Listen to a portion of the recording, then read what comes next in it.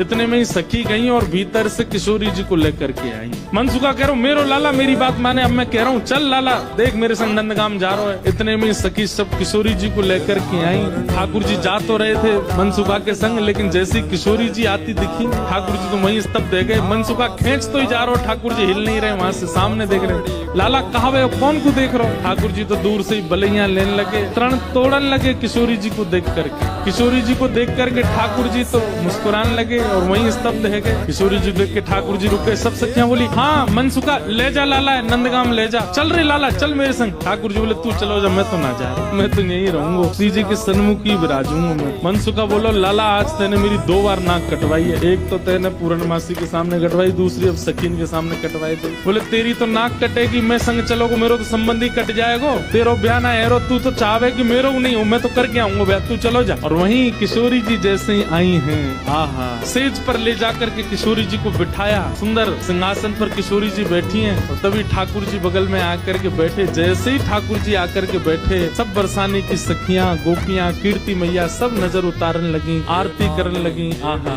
इतने सुंदर लग रहे हैं दोनों, आनंद में भर गए सब। ठाकुर जी तो बस किशोरी जी को ही निहार रहे हैं और कोई छवि नेत्रन में आई नहीं रही है। ठाकुर जी तो ऐसे निहार रहे हैं मैं मानो जैसे नवीन नवीन कोई उपमा प्रकट किशोरी जी के सामने जैसी बैठे। कीर्ति मैया से पूर्णमासी बोली मैया देख लो कैसी छवि लग रही है, कैसा अद्भुत लग रहा है स्वरूप। मैया बोली नायक मैं तो मनी वैसे ही चिंता कर रही, वास्तव में ऐसा लग रहा हो कि जैसे मानो हमारी लाली और ये लाला दोनों एक दूजे के काजे ही बने हैं, दोनों की छवि एक दूजे के काजे ही प्रकट भई है। ठाकुर जी के बगल में बैठती किशोरी जी कैसी लग रही है, मानो जैसे किशोरी जी तो कोई स्वर्ण की अंगूठी है और वह स्वर्ण की अंगूठी में नील मणि श्री कृष्ण लगे हुए। दर्शन करके सब सखियां सब बरसाने की गोपियां निहाल हो गई। सब कहने लगी मैया अब तो तुम मुहूर्त मत करवाओ, अब तो तुम कोई की प्रतीक्षा मत करो, ब्याह कर ही दो, आज लाला सही हाथ पड़ गयो आगे। कीर्ति मैया मनी मन विचार कर रही, बोले विवाह तो मन में तो है ही चुको है, मन में तो सबके भामर पड़ गई है ठाकुर जी की और किशोरी जी की। ठाकुर जी से सब लोग बोलने लगे, बोले देखो